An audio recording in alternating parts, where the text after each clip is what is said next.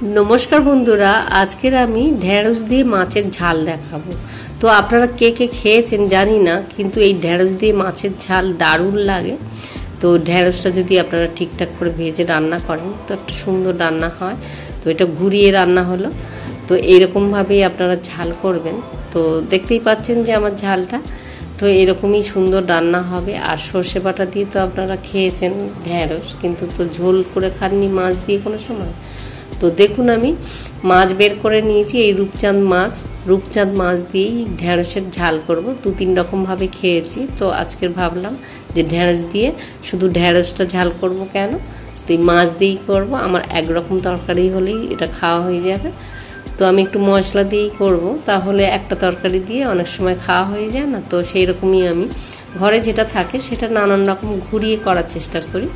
तो देखुन आमी गोटा गोटा एरकम कचि ढेঁড়স एकदम गोटा गोटा माने धुए निয়েছি। अनेकटाई ढेঁড়স सब्जिओ खाওয়া হবে, माछ खाওয়া হবে। तो এই জন্য একটা আলুও নিয়েছি, অল্প করে আলু দেব। এই মাছ আমি নুন হলুদ মিশিয়ে নিয়েছি। আর সাদা সরষে, কালো সরষে আর কটা লঙ্কা নিয়েছি, 4টে লঙ্কা এই সরষের সাথে আমি বেটে নেব।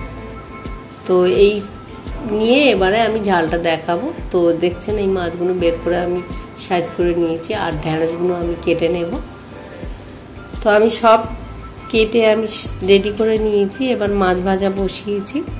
তো দেখুন মাছটা একটুখানি ভাজতে হয়, একটু তেলটা বেশি লাগবে। তো তেল দিয়ে প্রথমেই আমি মাছ দিলেই একটা প্রথমেই মাছ দিই, তো দিলে কড়াটা একটু তেতে যাবে, তারপরেই আমি আবার মাছ দিই।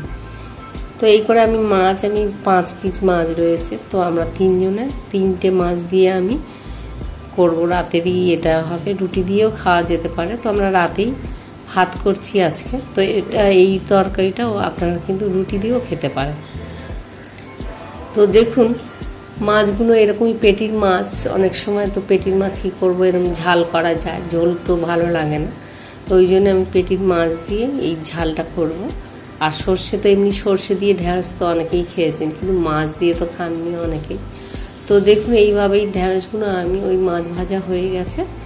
তো এই আমি ঢেঁড়সগুলো আমি ভালো করে ভেজে নেবো সুন্দর করে। তো এই ভালো করে এমন করে ভাজবেন যাতে সিদ্ধটা হয়ে যায়। একটু চাপা দিয়ে দিয়ে ভাজতে হবে, কিন্তু এই ঢেঁড়সটা দেওয়ার পরে আর বেশি ফোটানো যাবে না। বেশি ফোটালেই মানে মাছের ঝালটা একদম মানে লোড লোড হয়ে যাবে, ঢেঁড়সের রান্না তো।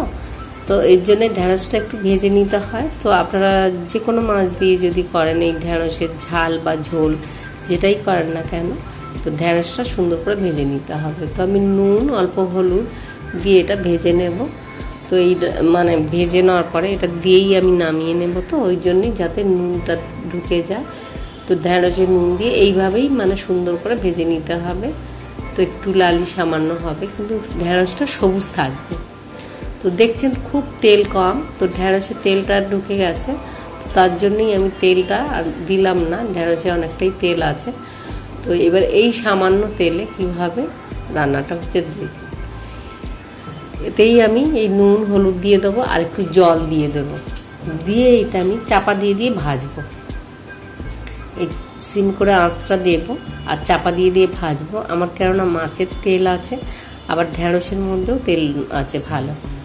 তো ওই জন্যই আমি এই আলুটা আমি বেশ ভেজে এমনি অর্ধেক সিদ্ধ হয়ে গেছে। এরপরে আমি এই সর্ষে বাটা আমার যেরকম দেব পরিমাণ মতন 2-3 চামচ 4 চামচ দিয়ে দিয়েছি। অনেকটাই ঢেঁড়স আছে, তো সেই বুঝেই আমি দিয়েছি। তা মিক্সারে বেটেছি, তো অল্প বাটা যায় না, তো আমি বেশি করে বেটে নিয়েছি, পরের দিনে আমি রান্না করতে পারবো।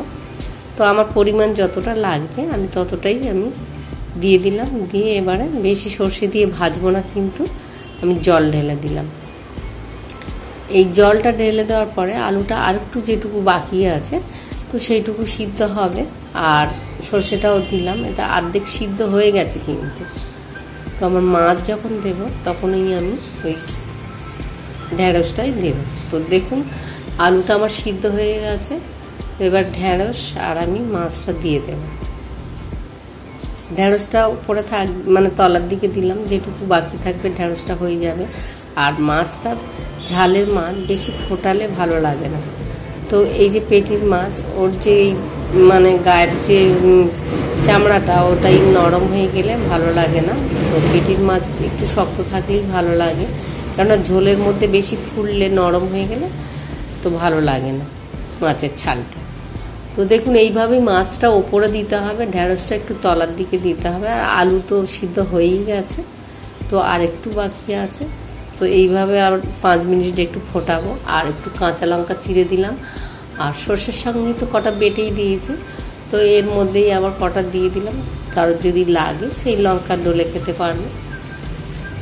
তো দেখুন আমার রান্নাটা কমপ্লিট হয়ে গেছে। ভাত করেছি বললাম আজকে, তো আমি মাছ ভাজা মেদ দিয়ে আমি মাছ ভাজা দিয়ে আর রান্নাটা করেছি।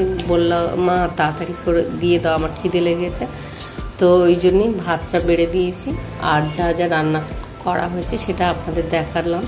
তো এখানে চাটনি টানিও দিয়ে দিয়েছি মাছ ভাজা। ও বললো সর্ষে বেটেছো, আমি সর্ষে বাটা খেতে ভালোবাসি, তো সর্ষে বাটা একটু দাও, তো ওই জন্য আমি সর্ষে বাটা দিয়েছি। আর এই মাছের ঝাল দিলাম। তো আপনাদের যদি এই রান্নাটা ভালো লেগে থাকে তো একটা লাইক করবেন, আর আমার পাশে থাকবেন। আপনারা কিন্তু সুস্থ থাকবেন, ভালো থাকবেন অবশ্যই করে। আবার আপনাদের সাথে দেখা হচ্ছে পরের ভিডিও নিয়ে। তো আজকের মতো টাটা বন্ধুরা।